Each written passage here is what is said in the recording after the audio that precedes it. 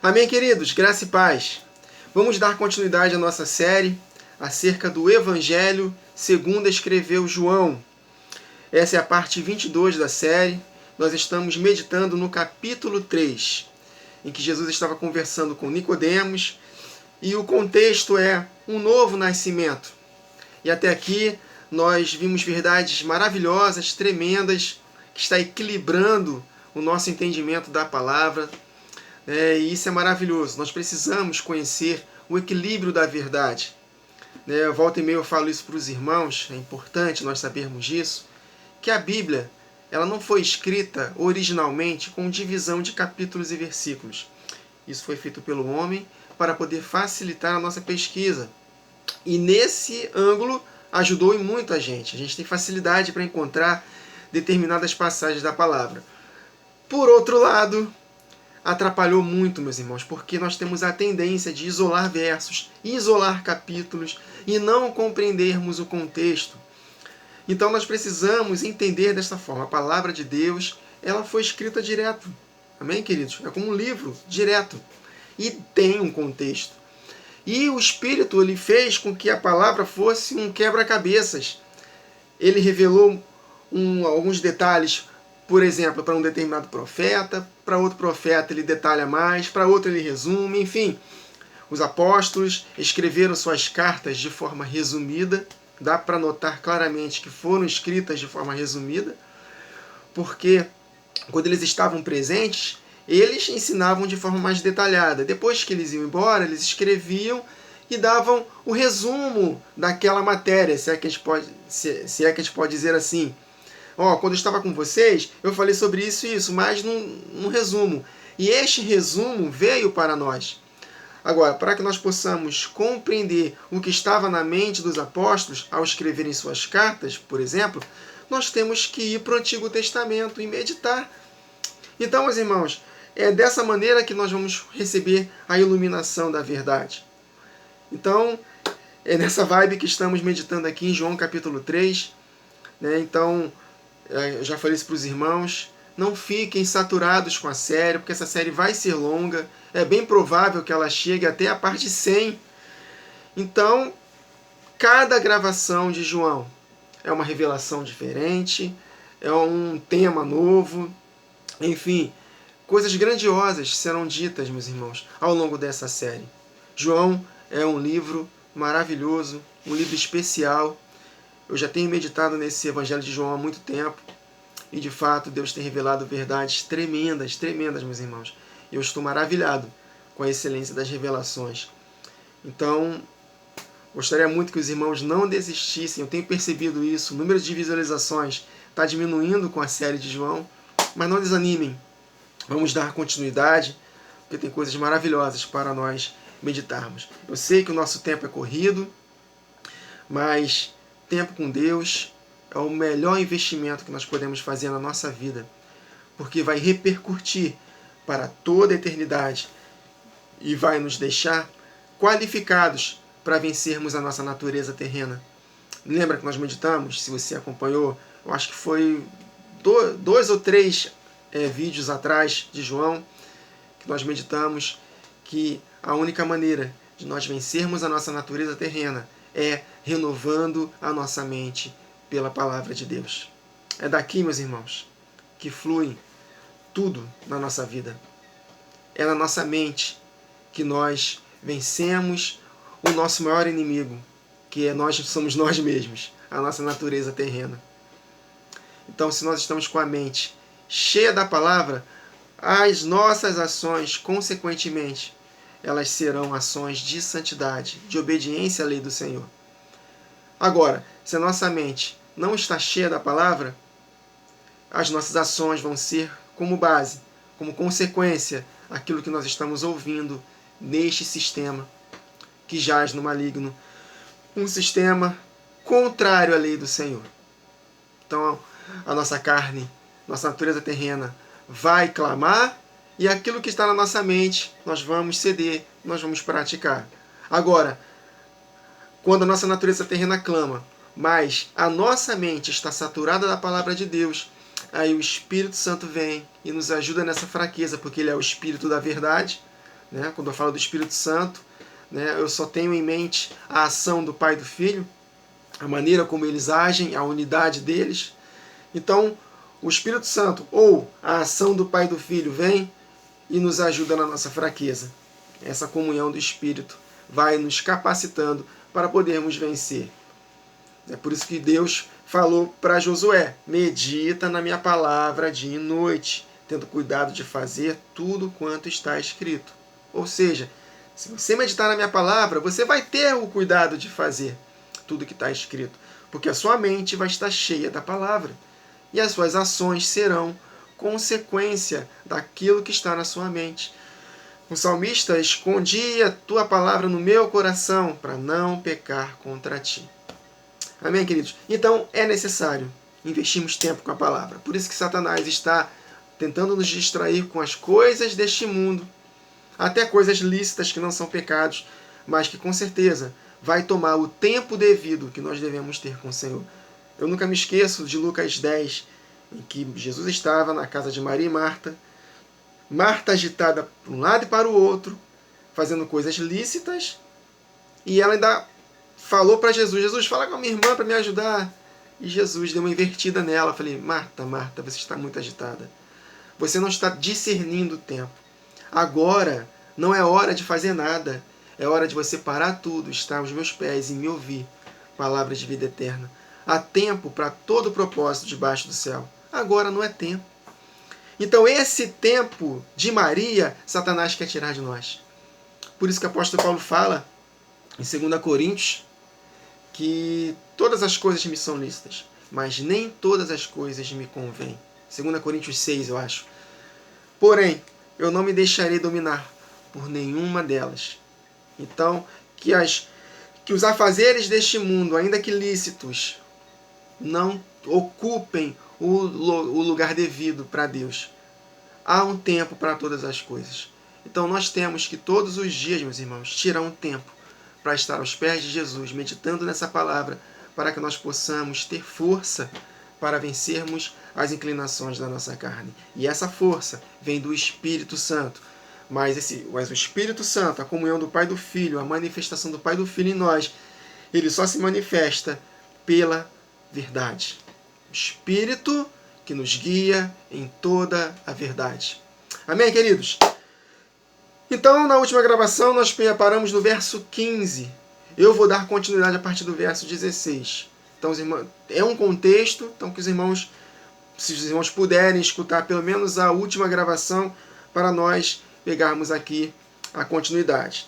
Então, no verso 15, Jesus falou, no verso 14, Jesus mencionou que Moisés levantou a serpente no deserto, fazendo uma alusão a ele. Então nós conectamos com Números 21, nós vimos lá que o povo ele se arrependeu, e por causa do arrependimento do povo, Moisés clamou a Deus e Deus enviou o antídoto para aquela morte que estava acontecendo, para aquela picada das serpentes.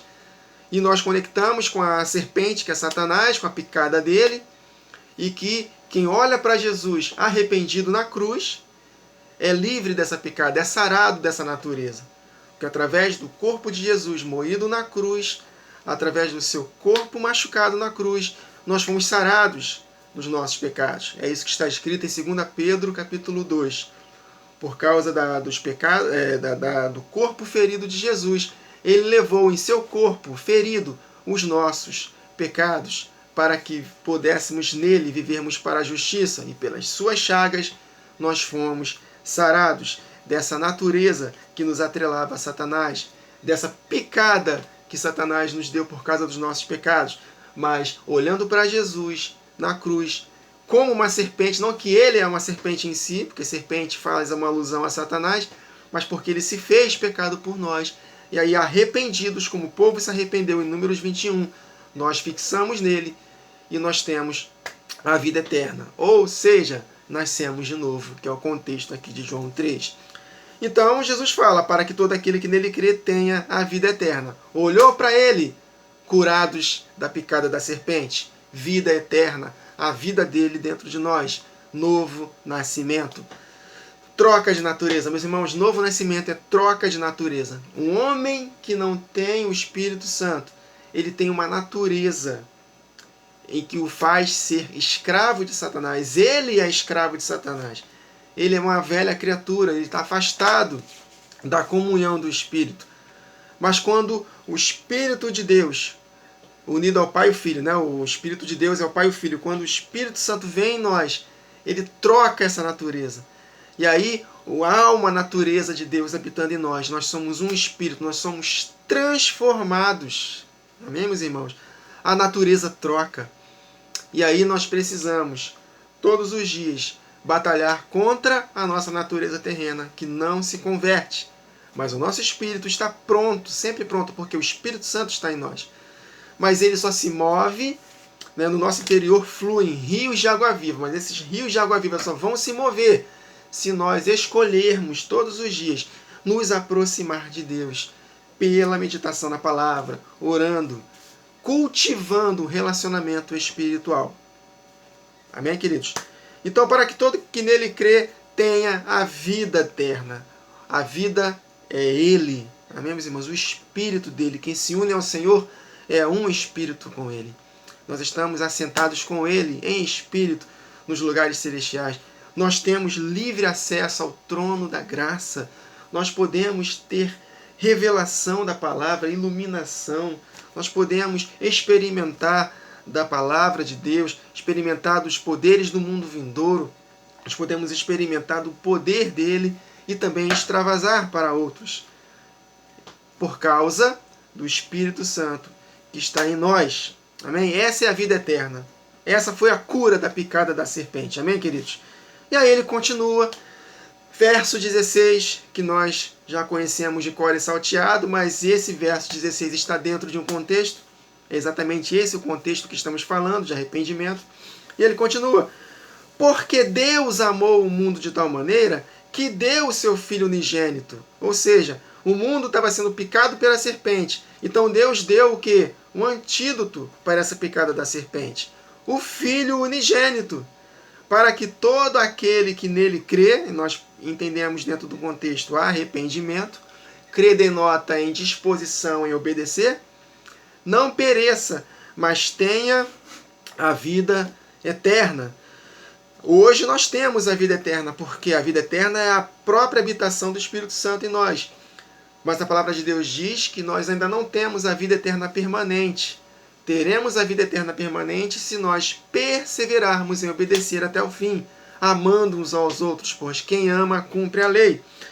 Aí ele fala no verso 17, porquanto Deus enviou o seu Filho ao mundo, o antídoto para a picada da serpente ao mundo, não para que julgasse o mundo, mas para que o mundo fosse salvo por ele. Então ele amou todos, a todos, meus irmãos. Deus deseja que todos sejam salvos. Então a intenção de Deus enviar o Filho dele era salvar a todos. Só que no verso 18 ele fala, quem crê nele não é julgado, no contexto aqui, julgado para condenação. O que não crê já está julgado, condenado. Por quê? Porquanto não crê no nome do unigênito Filho de Deus.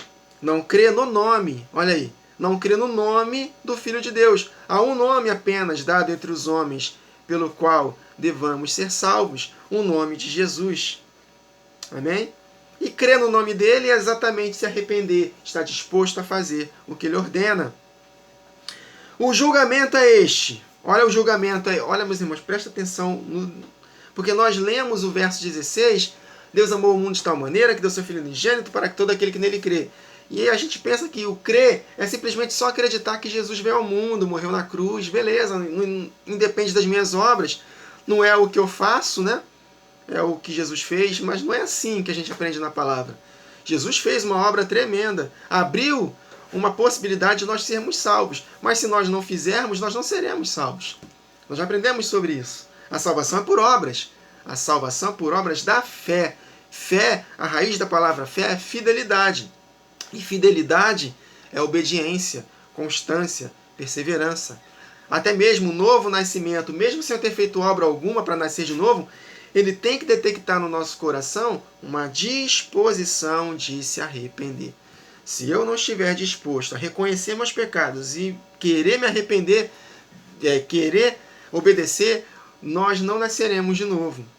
Por isso que muitos e muitos e muitos e milhares de pessoas que estão nas igrejas sequer nasceram de novo. Primeiro, porque não ouviram a mensagem verdadeira pelos líderes que estão pregando. E segundo, mesmo que ouçam, se eles não estiverem dispostos a se arrepender, o Espírito Santo, que é o Espírito da verdade, não vai detectar isso no coração e não vai transformá-lo em nova criatura. Porque a palavra de Deus é viva e eficaz. Ela penetra até dividir alma e espírito juntas e medulas e é apta para discernir os pensamentos e intenções do coração. Então ninguém consegue enganar a Deus. Se esse homem está querendo nascer de novo só para poder ter seus problemas resolvidos e quer continuar na prática do pecado, mesmo que ele até mesmo repita uma oração, até mesmo sirva na igreja, até mesmo pregue, por que não? Mas se essa pessoa, de fato, ela não está disposta a abandonar os seus pecados, ela de fato sequer nasceu de novo. E se ela nasceu de novo genuinamente e no decorrer da jornada voltar a pecar deliberadamente, acabou para ele também. Amém, queridos? Essa é a palavra de Deus. Esse é o equilíbrio da palavra. Não quer dizer que nós não vamos errar no percurso. O justo cai 7 vezes, mas em todas as 7 o Senhor o levanta, se ele se arrepender, claro. Agora, pecar deliberadamente, eu sei que aquilo é errado e eu voltei as costas para o Senhor, eu vou continuar pecando. A natureza terrena está maior, eu fui vencido pela carne. Então, por exemplo, eu vou continuar mentindo. Eu sei que é pecado, mas eu quero voltar a mentir. Eu tenho uma empresa, fiquei durante um tempo pagando os impostos tudo em dia direitinho. Não, quer saber? Vou pagar imposto mais não. Eles estão me roubando mesmo. Então, deliberadamente, vou voltar a sonegar imposto. Então, para esse, não resta mais sacrifício pelos pecados. Nasceu de novo, entendeu a mensagem, beleza, lutou contra a prostituição. Chega um determinado momento da vida que eu estou vencido pela minha vontade de se prostituir. Quer saber? Eu vou continuar vendo meus vídeos na internet de pornografia. Ou vou abandonar minha mulher, eu vou trair com outra, vou sair com outros. Né? Enfim, eu não vou mais lutar. Enfim, já era, meus irmãos. Já era. Se entregar para o pecado deliberadamente, meus irmãos, é a condenação. Então é esse o contexto que Jesus está dizendo aqui. Aqui é um contexto de novo nascimento. Se a pessoa não está disposta a abandonar seus pecados, a picada da serpente não vai cessar. E muitos estão sendo picados e mortos pelas picadas da serpente, porque não houve arrependimento. Então o julgamento é este, verso 19. Que a luz, que é Jesus, veio ao mundo. E os homens amaram mais as trevas do que a luz. Por quê? Porque as suas obras eram más. Vou falar de novo. A luz veio ao mundo, que é Jesus, está falando dele, o antídoto da picada da serpente. Mas os homens amaram mais as trevas do que a luz. Este é o julgamento para a condenação. Por quê? Porque eles amaram mais as trevas do que a luz. E Jesus explica por quê. As suas obras eram más. Então, o que condena o ser humano para condenação eterna é obras más. E é óbvio que o que vai salvar este ser humano da condenação eterna para a vida eterna é o quê? Obras boas. Simples assim. Ora, se a condenação são obras más, é óbvio que a salvação é por obras boas. Qual é a dificuldade de entender a interpretação desse texto aqui tão simples, meus irmãos? Eu não preciso nem conectar com nada aqui. É claro que nós precisamos conectar com a palavra. Mas basta ler esse texto aqui de forma simples que nós vamos entender. O julgamento de condenação, porque quem não crer já está condenado. Jesus veio para salvar o homem, mas o homem só é salvo se ele abandonar as más obras. Simples assim. E o julgamento para o condenado é o quê? Que a luz veio ao mundo, que é Jesus. Só que os homens amaram mais as trevas do que a luz. Por quê? Porque as suas obras eram más. Condenação eterna, mais obras sem arrependimento. E salvação eterna, boas obras. Simples assim. Falando de vida eterna, Romanos capítulo 2, o que está escrito lá? Se eu não me engano, verso 7. Por ali. Apóstolo Paulo, a vida eterna é esta. Aí ele vai e fala lá, é para aqueles que perseverarem em fazer o bem. Olha aí, fé, fidelidade, perseverança, obediência, em fazer o bem, boas obras. Para estes é a vida eterna permanente.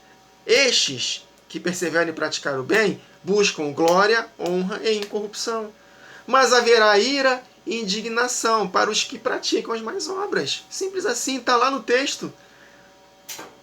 Conseguiram compreender o contexto? Mais obras, condenação. É óbvio que as boas obras vai gerar a salvação eterna. João Batista, falando para os fariseus, me mostrem os frutos dignos do seu arrependimento. Se não houver frutos, ações de santidade, obediência, não tem, meus irmãos, salvação, não tem fé. E sem fé é impossível agradar a Deus. Nós somos salvos pela graça mediante a fé, meus irmãos. A fé denota em obedecer. A fé, para que nós possamos crer nas coisas espirituais, só pode ser de Deus, claro, não vem de nós mesmos. Nós, pela nossa natureza terrena, nós não vamos crer nas coisas do Espírito, porque vão parecer loucura para nós. Agora, essa fé, ela precisa de obras, ações correspondentes. Quando Tiago fala de fé com obras no capítulo 2, o contexto ali é obediência aos 10 mandamentos. Simples assim. Então, se eu negligencio um só mandamento, eu estou negligenciando todos. Eu posso praticar os 9, mas se um, por exemplo, se eu matar e não me arrepender, condenação. Se eu me adulterar e praticar os outros 9, eu vou ser condenado pela prática de adultério. Vocês estão conseguindo compreender? Agora, práticas deliberadas, sem arrependimento. Ah, eu nasci de novo, pequei, adulterei, já estou condenado? Claro que não. Há arrependimento. E arrependimento não é só o simples fato de pedir perdão. Ah, me perdoa e amanhã eu faço de novo. Claro que não. A palavra de Deus, ela discerne os pensamentos e intenções do nosso coração. Agora, quando há genuína vontade de mudar, aí sim Deus perdoa e Ele vai dando força. Entretanto, essa força dele só vem quando nós fazemos a nossa parte. Nós meditamos na palavra, porque todas as nossas ações são consequências dos nossos pensamentos. Por isso que nós temos que meditar na palavra dia e noite. Dia e noite, meus irmãos. Sem a palavra de Deus em alta na nossa mente, nós jamais seremos transformados. É isso que está em Romanos 12, 2. Não se amoldem ao padrão deste mundo de pensar, que vai fazer com que vocês pratiquem a iniquidade e serão condenados. Mas transformai-vos pela renovação da nossa mente. Pela palavra de Deus, claro. Amém, queridos? Entenderam o contexto? É lindo falar o texto de João 3,16. Mas esse texto tem um contexto.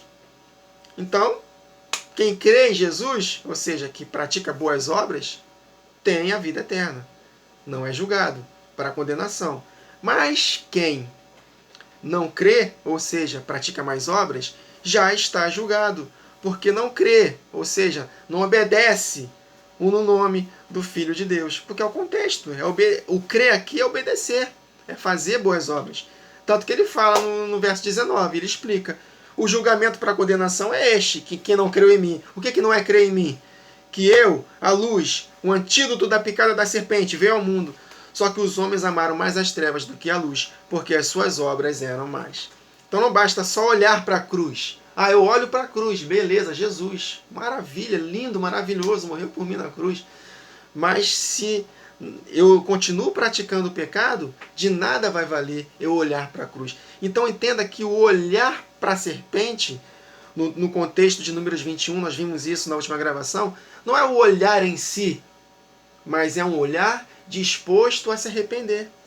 Foi por isso que Deus enviou essa serpente.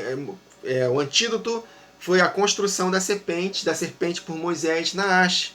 Mas teve um contexto, ele só mandou aquele antídoto por causa da disposição do povo em se arrepender. Ouçam só a última gravação. Entretanto, da mesma forma, se nós quisermos olhar para Jesus na cruz, nós precisamos estar dispostos a se arrepender. como consequência de uma disposição de se arrepender, aí ele vem e nos livra dessa picada, nos sarando. Amém, queridos? Aí ele continua, verso 20. Pois todo aquele que pratica o mal aborrece a mim, a luz. Meus irmãos, a palavra é muito simples. Pois todo aquele que pratica o mal obedece à luz. Aborrece a luz. Então, como é que nós agradamos a luz? Não aborrecemos a luz? Obviamente, quando nós praticamos o bem.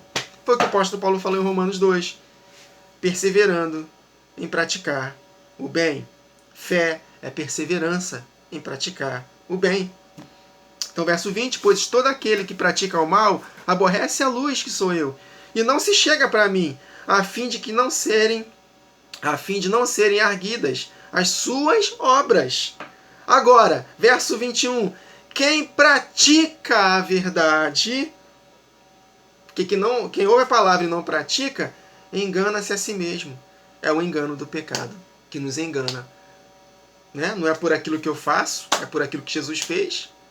Olha o sofisma de Satanás. A mensagem é linda, dá vontade até de chorar. Não é por aquilo que nós fazemos, mas por aquilo que Jesus fez. Aleluia! Vamos obedecer, vamos exaltar a obra de Jesus na cruz. Eu choro, levanto minhas mãos no culto.